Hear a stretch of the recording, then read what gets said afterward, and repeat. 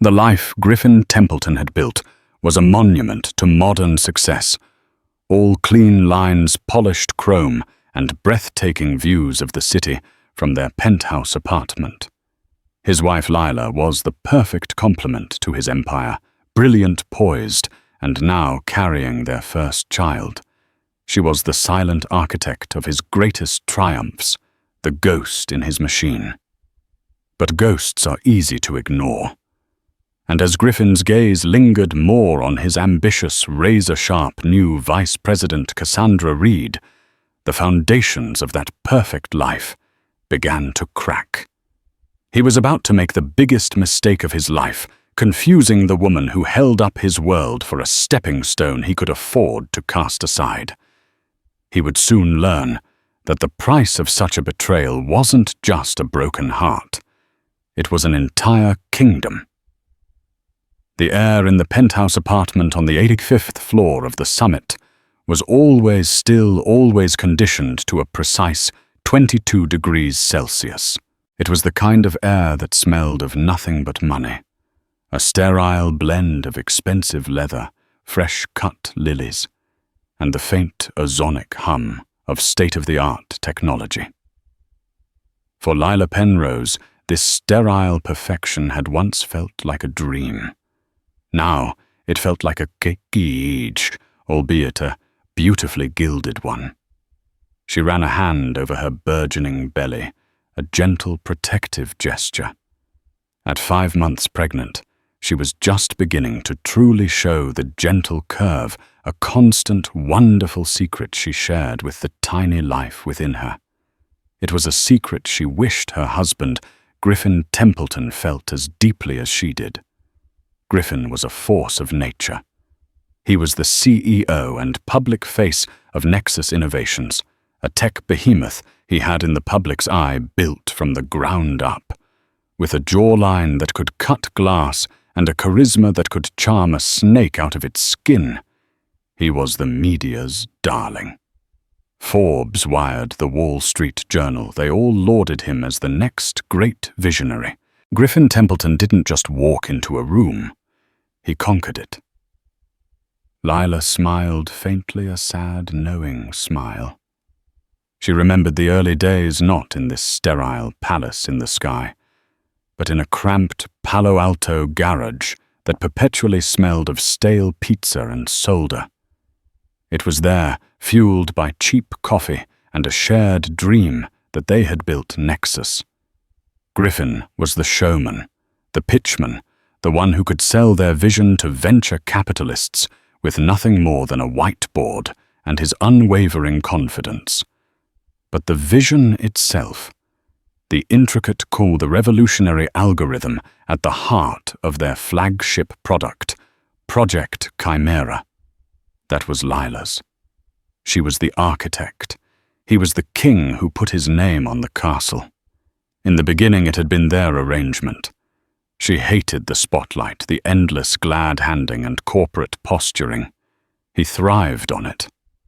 "You're the brains, I'm the mouth," he used to say, kissing her forehead amidst a tangle of wires and circuit boards. "Together we're unstoppable." Lately, though, the together had felt more and more like a convenient fiction. He was rarely home before midnight, his excuses a rotating Rolodex of late meetings, investor dinners, and trans-Pacific calls. When he was home, his attention was tethered to his phone, his thumbs flying across the screen with a manic energy he once reserved for her. The distance had become a chasm the day they hired Cassandra Reed. Cassandra was everything Lila was not. Where Lila was quiet and thoughtful, Cassandra was loud and performative. Where Lila preferred classic, understated elegance, Cassandra was a walking billboard for the latest, most severe runway trends. She had been hired as the new Vice President of Strategic Development, a role Griffin created just for her. Her resume was impressive, her ambition palpable. From the moment she walked into the boardroom, she had eyes for only one thing: the throne, and the king sitting on it. Lila, as a co-founder and major shareholder, still held a seat on the board, though she had stepped back from daily operations years ago, to focus on long-term R&D, the very work that had produced Chimera. She saw the way Cassandra looked at Griffin in meetings, the way she laughed a little too loudly at his jokes, the way her hand would linger on his arm for a fraction of a second too long.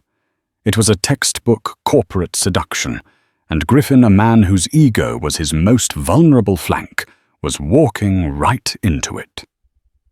Tonight was their 6th wedding anniversary.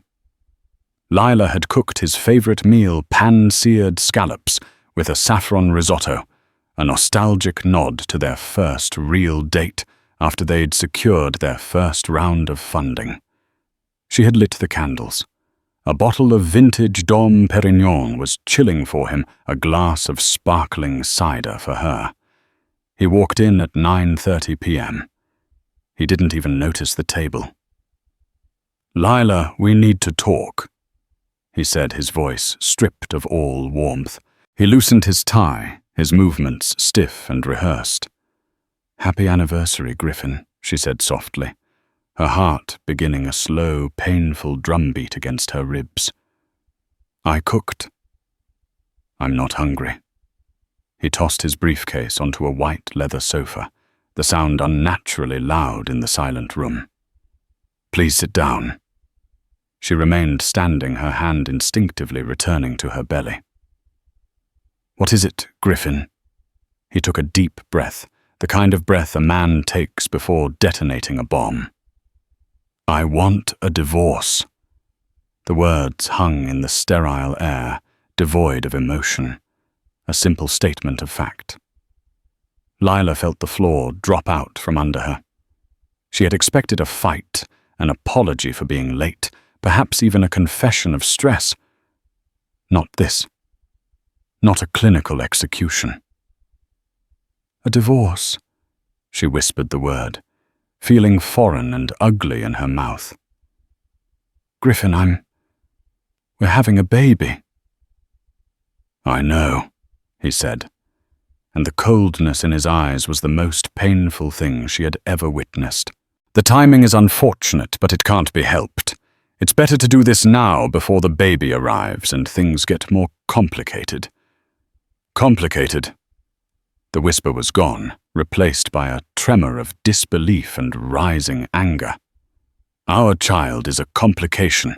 Don't be dramatic, Lila." He snapped, his patience already gone. "This isn't working. It hasn't been working for a long time. We've grown apart. We want different things." "What is it that you want, Griffin?" she asked, though she already knew the answer. The name was a phantom on her lips. He had the decency to hesitate, but only for a moment. "I'm in love with Cassandra. We're going to be together." There it was. The phantom given a name, a body, a victory. Lila felt a wave of nausea so intense she had to grip the back of a dining chair to steady herself. The smell of the risotto she had so lovingly prepared now seemed cloying and vile. She's been with the company for 6 months, Griffin. 6 months. We have been together for 10 years. We built Nexus from nothing. I am carrying your son." Her voice finally broke the pain too immense to contain. "And you'll be well compensated for that," he said, striding over to his briefcase and pulling out a thick manila envelope. He slid it onto the polished marble countertop. "My lawyers have drawn up a separation agreement. It's incredibly generous. It will set you up for life. You and the baby will want for nothing." He spoke of their child as if it were an asset to be liquidated. Numbly, she opened the envelope. Her eyes scanned the legal jargon, but the numbers jumped out at her. It was, as he said, a generous offer. A lump sum payment that would make her a wealthy woman by any standard. A house, a car, a monthly stipend. But then she saw the clauses buried in the fine print. She would be required to relinquish her seat on the board. She would have to sign over her remaining founder's shares to him for a fraction of their market value. and most damningly, a comprehensive, ironclad non-disclosure agreement that would not only prevent her from ever speaking about their marriage or divorce, but also about her role in the creation of Nexus Innovations. It included a non-compete clause so broad it would effectively bar her from working in the tech industry ever again. He wasn't just divorcing her. He was erasing her. He was stealing her legacy, the work of her entire adult life, and paying her off to stay silent while he installed his mistress in her place. "This isn't a settlement, Griffin," she said, her voice eerily calm. The tears had stopped. A cold, hard clarity was crystallizing in her heart, forged in the fires of his betrayal. "This is an execution. You want to erase me from the company's history." "This is what's best for the brand," he said, not even trying to deny it. A clean break. No messy public fights. Cassandra is the new face of our strategic future. It's better for everyone this way. "Better for you, you mean?" she shot back. "So you can pretend you did it all yourself, so you can stand on stage and accept awards for my work, for the code I wrote in that garage while you were out practicing your pitch." For the first time, a flicker of something fear-annoyance crossed his face. "Don't be naive, Lila. No one will believe you. You've been out of the public eye for years. I am Nexus Innovations. My name is on the door. You're the mother of my child. A very, very wealthy mother. Sign the papers. It's the smart move." She looked at him, and truly looked at him. The man she had loved, the partner she had trusted, was gone.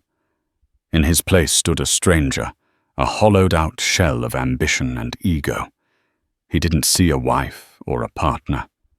He saw an obstacle, a loose end to be tied up. She slowly, deliberately took the thick stack of papers and ripped them in half, the sound tearing through the silent apartment. Then she ripped them again. "Get out!" she said, her voice low and shaking with a nascent fury. Griffin stared at the confetti of his generous offer on the floor. His expression hardened into a mask of cold rage. "You will regret this, Lila.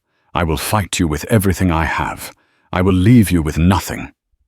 "You already have," she said, turning her back on him, a solitary figure silhouetted against the glittering, indifferent city lights. "Now get out of my home." He left without another word. The door clicked shut, plunging the penthouse back into its perfect, sterile silence. Lila stood there for a long time, the pieces of her life scattered at her feet. The shock was beginning to recede, replaced by a deep, chilling cold. He had declared war. He thought she was a casualty, a victim to be pitied and paid off. He had forgotten who she was. He had forgotten that she wasn't just the king's wife. She was the architect, and architects know exactly how to bring a castle crashing down. The days that followed were a blur of grey misery. Lila left the penthouse, the gilded cage, now a monument to her humiliation. She couldn't stand the sight of the furniture they had picked out together, the art they had bought, the view they had once shared. She took a suite at a quiet, discreet hotel under her maiden name, Penrose. It felt good to reclaim it, a small act of defiance in a world that had been ripped from its axis. Griffin was swift and brutal. Within 48 hours, her corporate credit cards were cancelled. Her access to the Nexus servers was revoked, and a terse, formal email from the company's general counsel landed in her inbox. It was a new divorce petition, and this one was not generous. It was punitive. It cited irreconcilable differences, and offered her a pittance, a sum so insulting it was clearly designed to intimidate her into submission. Her legal team, a prestigious firm she and Griffin had retained for years, informed her with deep regret that they had a conflict of interest and could no longer represent her. Griffin had them on a multi-million-dollar annual retainer. He had isolated her completely. For a week, she allowed herself to crumble. She slept, she cried, she ate toast, and stared at the hotel room walls. The baby kicked a fluttering reminder that she was not alone, that her grief was not just her own. This tiny, innocent life was depending on her. Griffin's words echoed in her mind. "I will leave you with nothing." He wasn't just talking about money. He was talking about her identity, her legacy. He wanted to leave her child with a mother who was a footnote in her own father's story. A woman who was paid to disappear. The injustice of it burned hotter than the grief. The sadness began to curdle into a cold, diamond-hard rage. On the 8th day she woke up, and the grey fog had lifted. In its place was a singular, chilling purpose. She showered, dressed in a simple black dress, and ordered a proper breakfast. As she ate, she didn't see the hotel room around her. She saw a chessboard. Griffin thought he was the king. He saw himself as the most powerful piece, capable of moving in any direction. But a king's power is limited. He moves one square at a time. He had forgotten that the most powerful piece on the board is the queen, and he had just let his queen go. He had made a critical mistake born of pure arrogance. He assumed her value was tied to him. He'd forgotten that her true value was intellectual. It was a value he couldn't cancel like a credit card. It was stored in a place he could never access her mind. And more tangibly, in 3 battered, leather-bound notebooks, tucked away in a safe deposit box she'd maintained since college. These notebooks were her real work. They contained the genesis of everything. The late-night scribbles, the complex mathematical proofs, the failed attempts, and the final elegant strings of code that formed the core of Project Chimera. Griffin had seen them, of course, but he wouldn't have understood them. To him, they were just chicken scratch. To anyone in tech, they were the Dead Sea Scrolls of Nexus innovations. He thought he had erased her by revoking her server access, but she didn't need a server. She had the source code in her head and the original blueprints in her possession. Her first call was not to a lawyer. A legal battle would be a war of attrition, one she couldn't afford. Griffin could bury her in motions and legal fees for years. No, this was not a legal problem. This was a corporate governance problem, a shareholder value problem. She needed to go over the king's head, directly to the powers that sustained his reign, the board of directors. Most of them she knew would be loyal to Griffin, or at least too afraid to cross him. But there was one. One man who had always looked at her with a different kind of respect. Robert Beaumont was the elder statesman of the Nexus board. A man in his late 60s with a mane of silver hair and a mind as sharp as a tack, he had been one of their very first investors. He came from old money and had a reputation for integrity that was unshakable.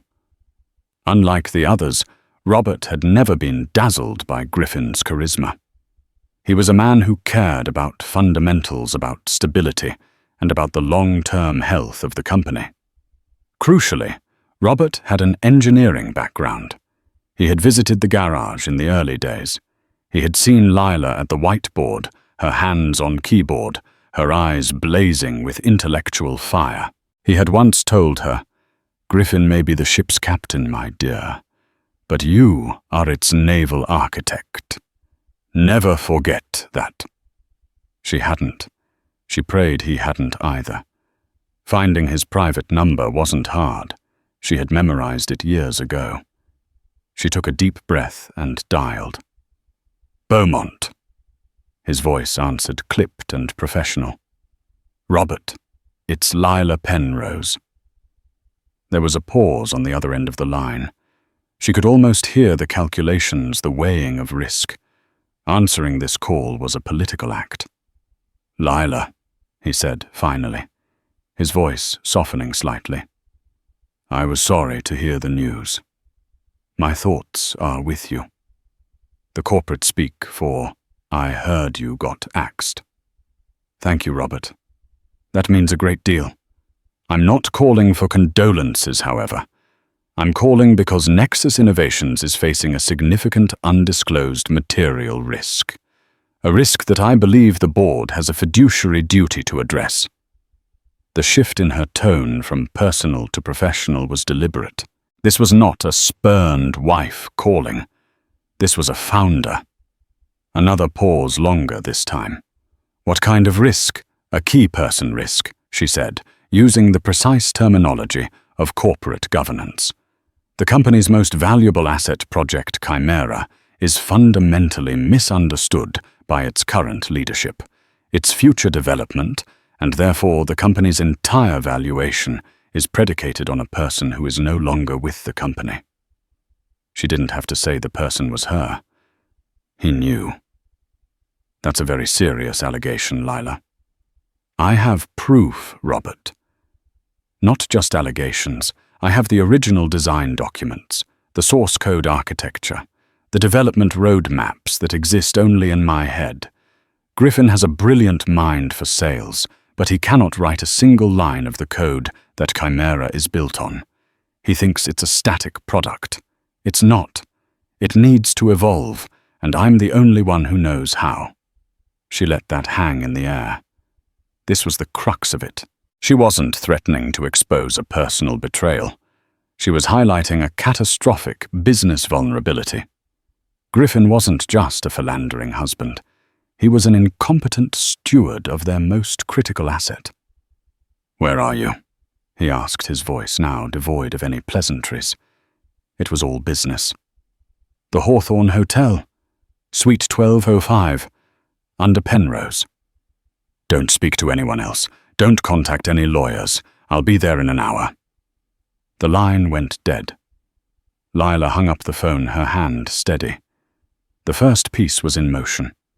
She walked over to the window and looked out at the city. From here, she couldn't see the summit's penthouse. It was just one of many towers, scraping the sky. It looked small, insignificant. When Robert Beaumont arrived, he looked every inch the titan of industry he was. Dressed in a flawlessly tailored Savile Row suit, he carried an old leather briefcase that had probably seen more deals than most CEOs.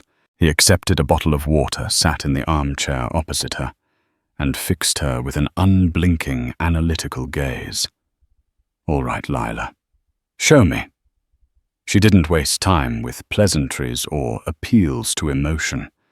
She had retrieved the notebooks from her safe deposit box on the way back to the hotel. She laid them on the coffee table between them. "This is where Nexus began," she said, opening the first one. For the next 90 minutes, she gave the presentation of her life.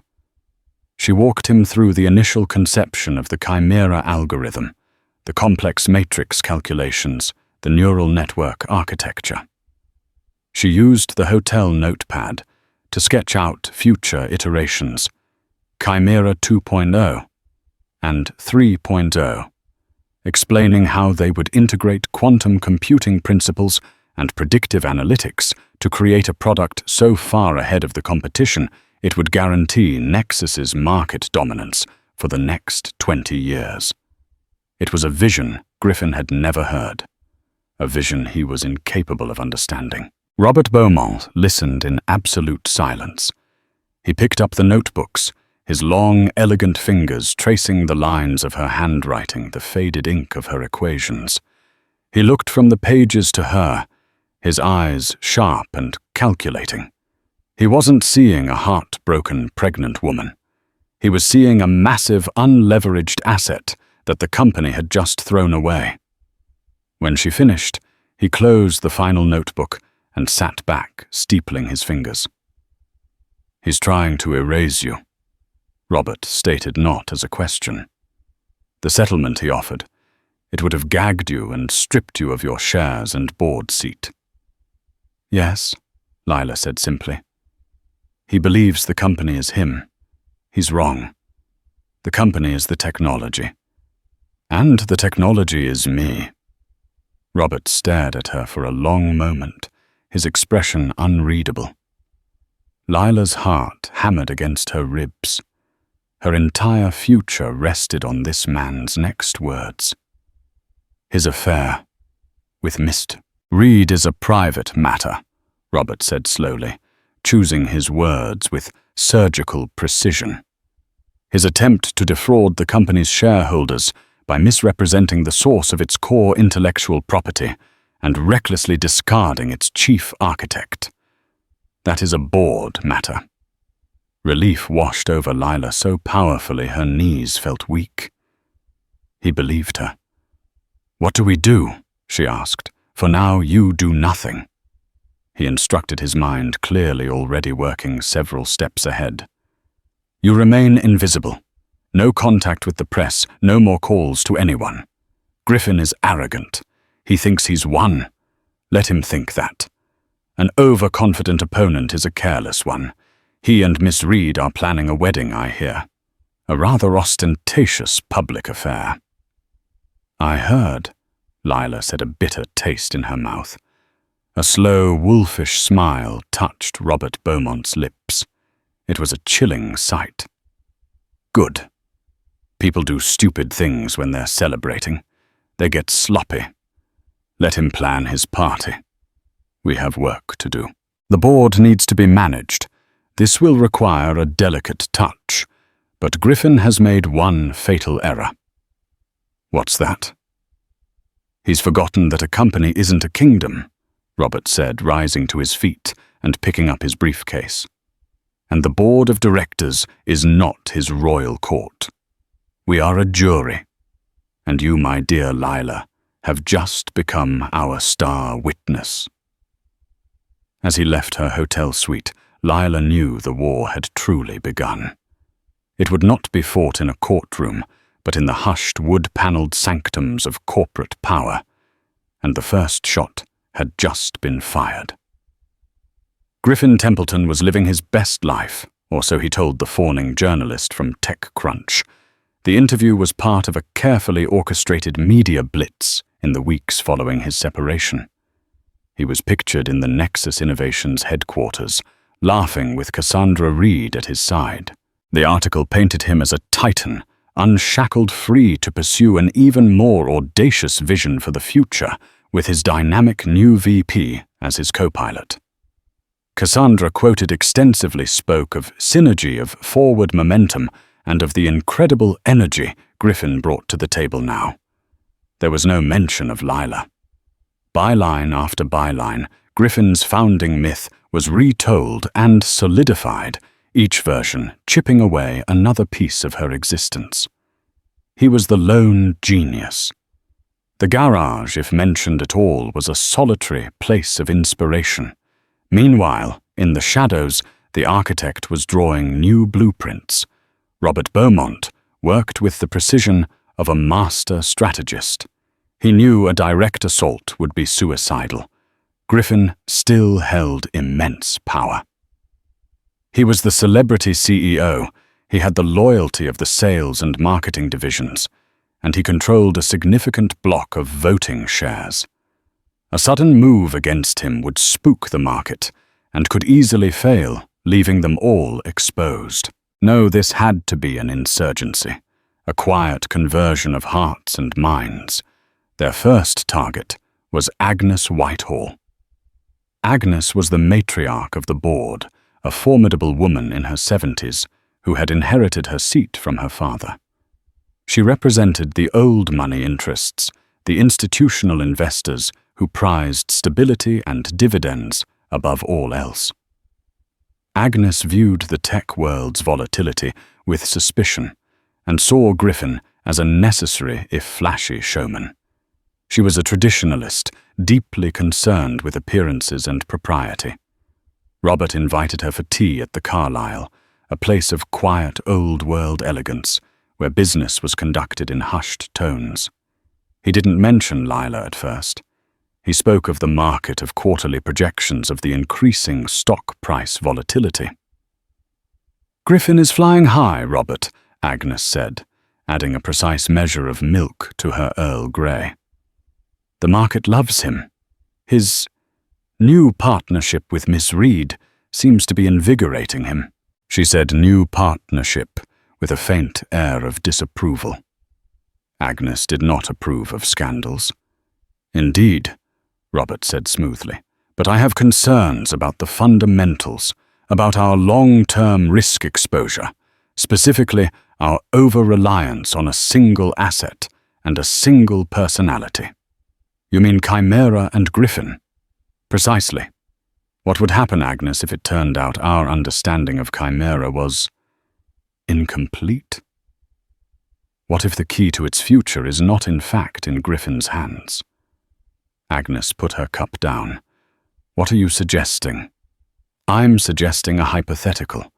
Imagine that the true innovator behind Chimera was not the person we've been celebrating.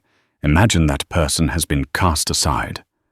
What does that do to our 10-year forecast? What does that do to the value of our shares when the market realizes the emperor has no clothes? He didn't need to say more. Agnes Whitehall's entire worldview was built on preserving wealth and mitigating risk. The idea of a foundational lie at the heart of their biggest asset was anathema to her. This is about Lila Penrose, isn't it? She said, her voice low. This is about intellectual property, Robert corrected gently. It is about the fact that Griffin Templeton is planning a $1 billion R&D expansion for a technology he fundamentally does not understand. That is a catastrophic risk to our shareholders' investment. His personal life is his own affair, but his professional competence is ours. He had framed it in the only language she truly understood, the language of money and duty. I would need to see proof, she said, her eyes like chips of flint. Irrefutable proof. It will be provided, Robert assured her. The next piece of the puzzle was David Chen. David was the opposite of Agnes. He was young, brilliant, a former MIT wunderkind who had made his fortune in software before taking a board seat at Nexus. He lived and breathed technology. He respected code more than he respected tradition. He was also, however, a pragmatist who admired Griffin's ruthless efficiency. Robert knew he couldn't convince David. Lila had to. A meeting was arranged in a secure, anonymous office space Robert had leased. Lila was nervous. David Chen had always been polite but distant, a man who saw the world in binary. She didn't waste time with pleasantries. On a large monitor, she brought up a sandboxed, non-networked simulation of the Chimera architecture. David, she began, you've seen the public-facing specs for Chimera. You've seen Griffin's roadmap. I have, he said, arms crossed, skeptical. It's ambitious, aggressive scaling cloud integration, standard next-gen playbook. It's also a dead end, Lila said bluntly. She started typing, her fingers flying across the keyboard with a speed and familiarity that made David lean forward slightly. Lines of code filled the screen. Griffin's plan is to simply pour more processing power into the existing framework. It's like putting a jet engine on a propeller plane. You'll get a short burst of speed before the whole thing rips itself apart. The core algorithm has a scaling limit. I know because I wrote it. For the next hour, she didn't just tell him. She showed him. She exposed the elegant hidden back doors she had built into the code. She demonstrated the system's vulnerabilities and its true untapped potential. Then she unveiled her vision for Chimera 2.0. We stop thinking in terms of brute force scaling, she explained, her voice filled with the passion she had suppressed for so long. We pivot to neuromorphic computing. We redesign the core logic to mimic the human brain's synaptic pathways. It's not about faster processing, it's about intuitive learning. The system won't just analyze data, It will anticipate needs. It will be the first truly predictive commercial AI. This is what I was working on before. She trailed off. David Chen was silent. He walked up to the monitor, his eyes scanning the new architecture she had sketched out. He saw its elegance, its terrifying brilliance. It was a quantum leap, a paradigm shift that would make their current technology look like a child's toy. It was also something Griffin Templeton could never have conceived of in a million years. This roadmap, David whispered more to himself than to her.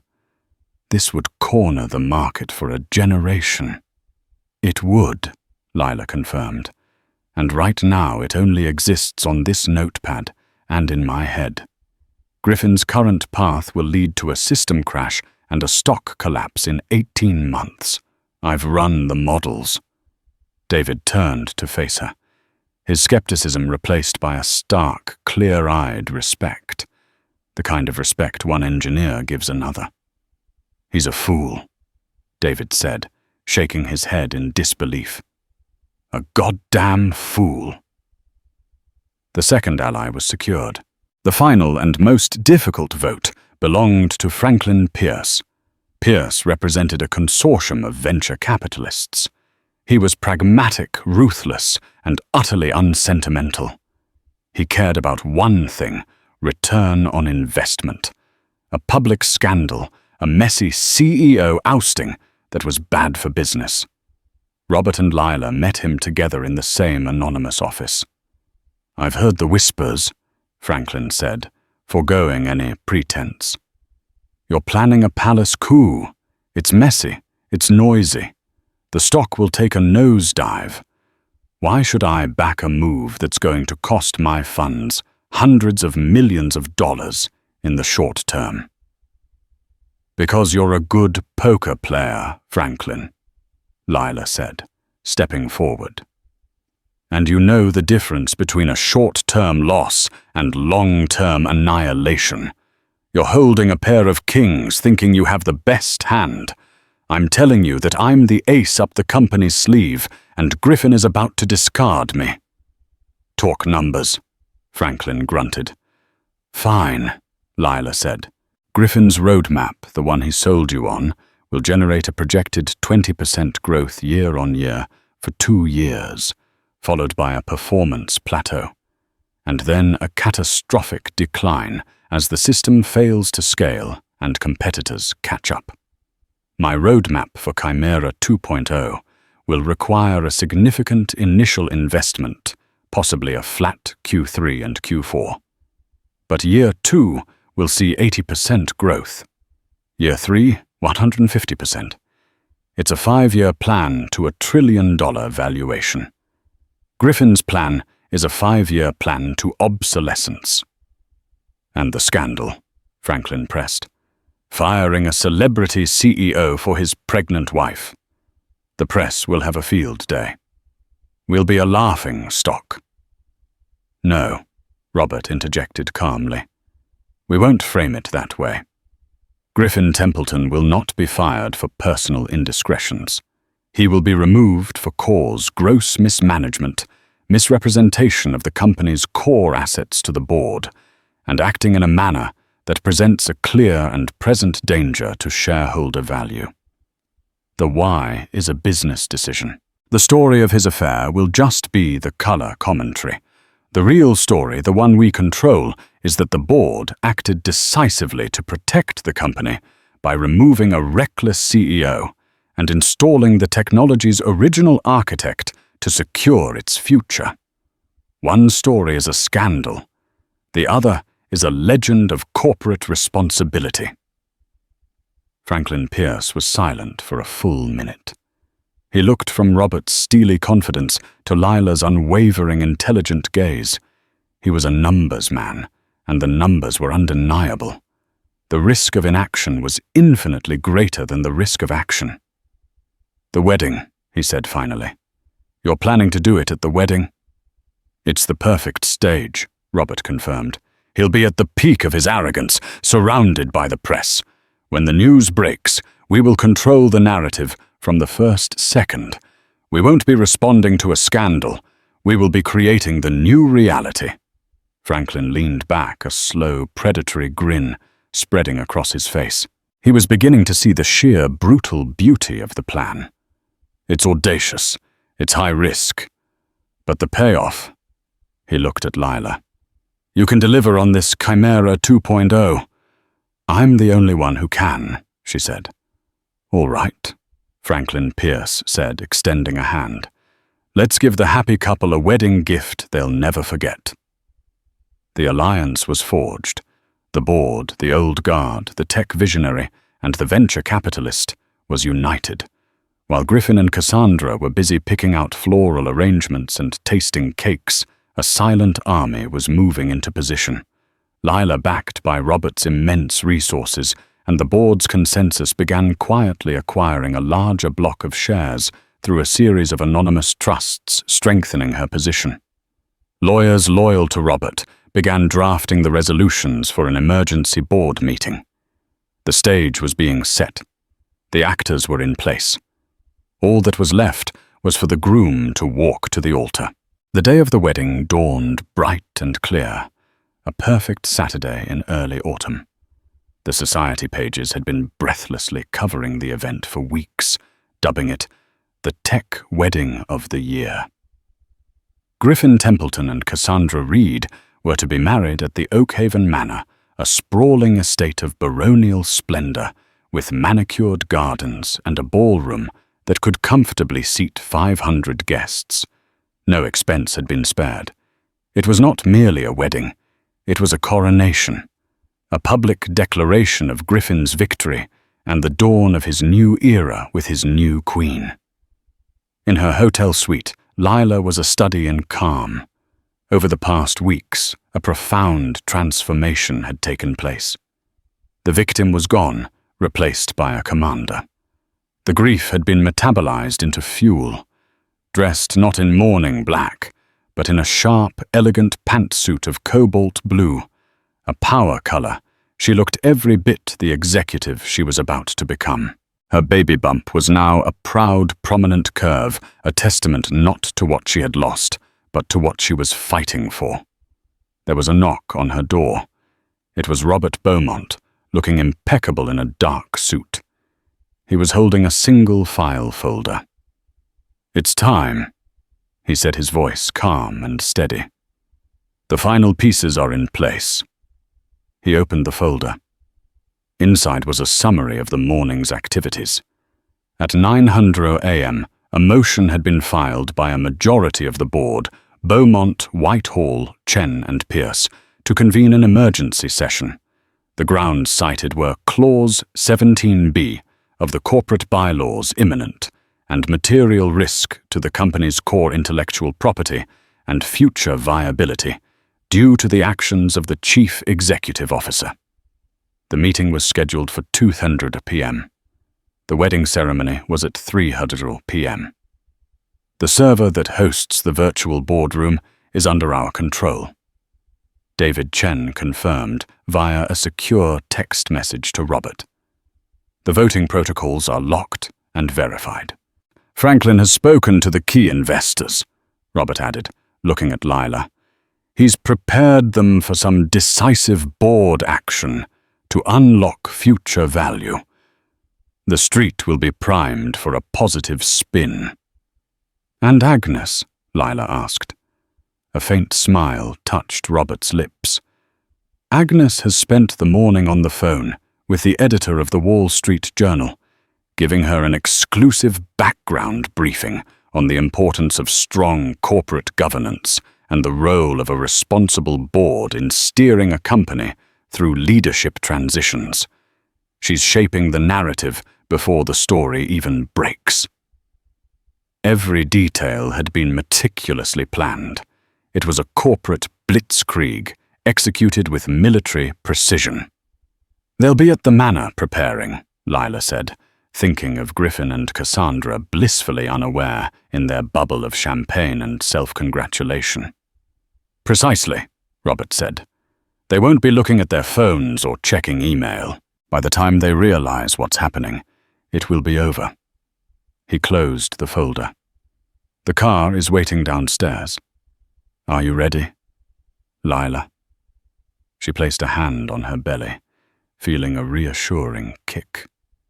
He is, she said. So am I. Downstairs, it wasn't a simple town car that waited. It was a new, bespoke Rolls-Royce Phantom, the color of midnight, its interior, the color of cream.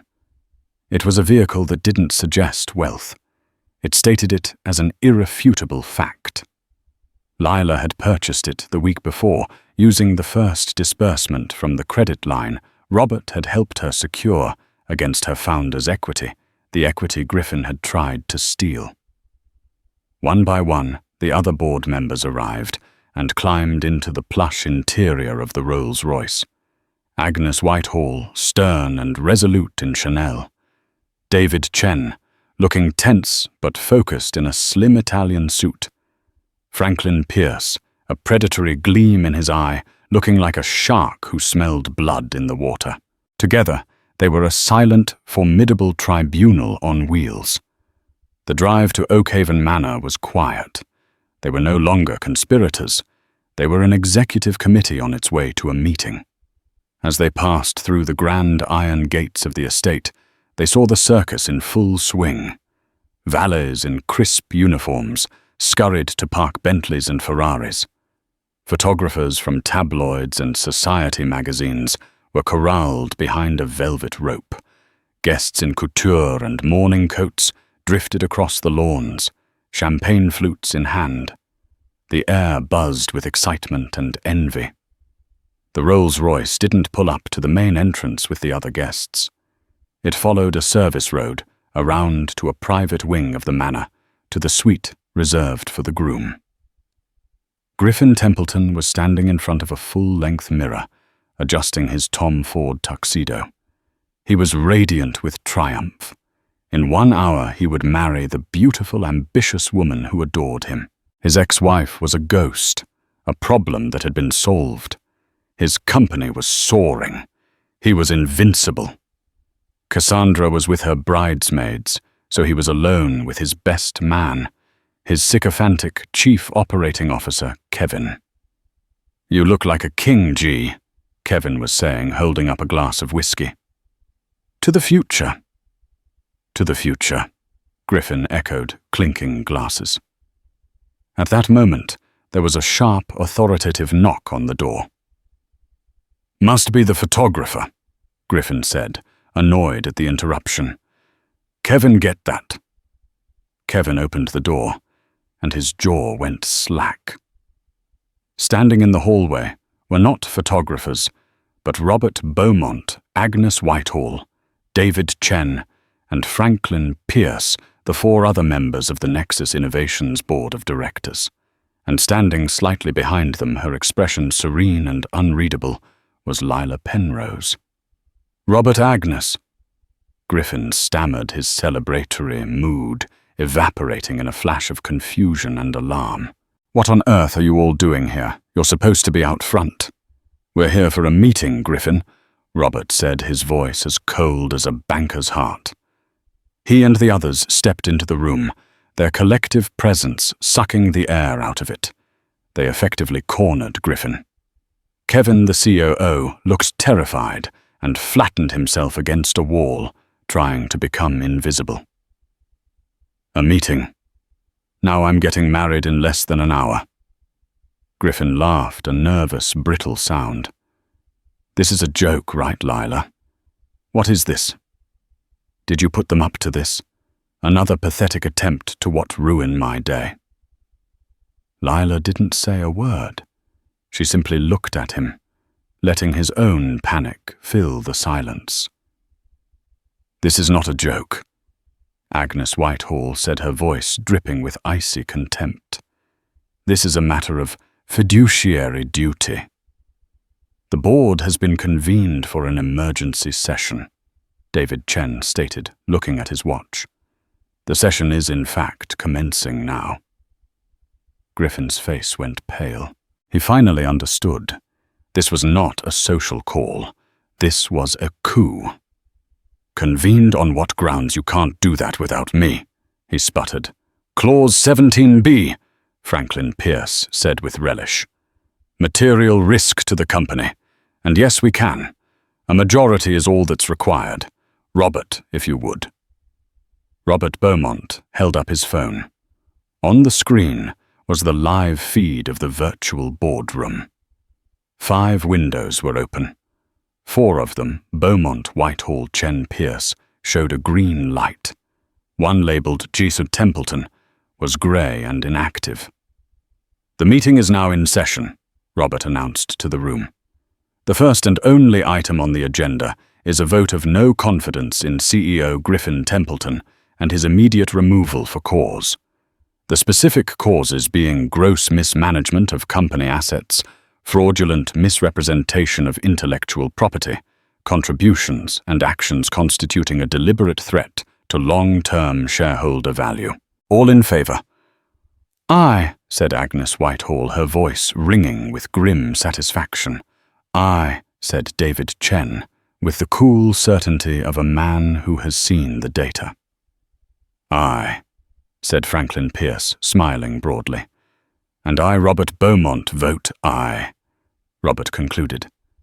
He looked at Griffin, whose face was a mask of disbelief and horror. The motion carries 4-0. Griffin, you are hereby removed as Chief Executive Officer of Nexus Innovations, effective immediately. Security has been instructed to revoke your access to all company property and systems. You will be escorted from the headquarters building should you attempt to enter. Griffin stared at them, speechless. The world he had built, the kingdom he commanded, had been dismantled in less than 2 minutes. You can't, he finally whispered, his voice trembling. The company. I am the company. It was then that Lila finally spoke. Her voice was not loud, but it cut through the room with absolute authority. No, Griffin, she said, taking a step forward.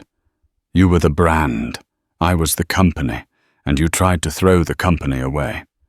A mistake the board has now rectified. She looked at him, at the man who had torn her life apart, and she felt not hatred, but a kind of distant pity.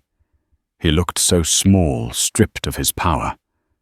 The board has also passed a second resolution, Robert continued, his voice relentless, appointing an interim CEO to guide the company through this transition and to oversee the development of the Chimera 2.0 project. Lila Penrose has accepted the position. Griffin's head snapped toward Lila, his eyes wide with utter uncomprehending shock. You? They're making you CEO. The idea was so preposterous to him, so far outside his reality, that he started to laugh, a hysterical, unhinged sound. You think you can run my company? I don't think I can, Griffin, Lila said calmly. I know I can, because I built it. Now you have a choice. My legal team has drafted 2 potential severance packages. The first is a quiet resignation citing personal reasons. You'll walk away with a fraction of your holdings, enough to live comfortably, but never to be a player again. The second option is a public fight. If you choose that, the board will authorize a lawsuit against you for intellectual property theft supported by my original design notebooks. We will expose every lie. We will strip you of everything. The choice is yours. The door to the suite burst open. It was Cassandra Reed, radiant in a cloud of white, Vera Wang silk and diamonds, a vision of bridal perfection. Griffin, darling, what is going on? Everyone is waiting. She began, a bright, artificial smile on her face. Then she saw the grim faces of the board members, and Lila standing at the center of them, like a general. The smile froze and shattered. Cassandra, Griffin croaked, looking at her as if she were a life raft. But Cassandra wasn't looking at him. Her shrewd, calculating eyes darted from face to face, processing the scene with terrifying speed. She saw Robert Beaumont, the kingmaker. She saw the unified board. She saw the defeated slump of Griffin's shoulders, and she saw Lila, pregnant and powerful, holding all the cards. She understood instantly. The man she was about to marry was not the billionaire titan she had seduced. He was a deposed king, an empty suit. Her dream of being Mrs. Griffin Templeton, a powerhouse couple ruling the tech world, evaporated into dust. What was left was a man facing disgrace and financial ruin. Without a word to Griffin, she turned to Lila. A flicker of something begrudging respect, pure terror, crossed her face. Then she turned and walked out of the room, her movements stiff. A moment later they heard her voice, sharp and frantic, speaking to her maid of honor in the hallway. "Call my father. Call the lawyer. The wedding is off." Griffin stared at the empty doorway, the final betrayal landing like a physical blow. He had lost his company, his power, and his new bride in the space of 5 minutes. He finally turned his gaze back to Lila, the woman he had discarded, the architect of his rise, and now the architect of his spectacular fall. His expression was no longer one of rage, but of hollow, complete, and utter defeat. The king was dead. Long live the queen. Lila Penrose didn't just reclaim her legacy. She redefined it. She stepped into the role of CEO not with vengeance, but with vision. The story of Griffin's ousting wasn't the scandal he feared, but the legend Robert Beaumont predicted. The market, initially shocked, rallied behind the narrative of the brilliant hidden founder emerging to save her company from a reckless showman. Nexus Innovations under Lila's guidance didn't just survive, it soared. Chimera 2. Zuru became a reality, revolutionizing the industry and securing a future for the thousands of employees and for the child she brought into the world a few months later. Her story became a powerful reminder that true strength isn't about the noise you make, but about the foundations you build.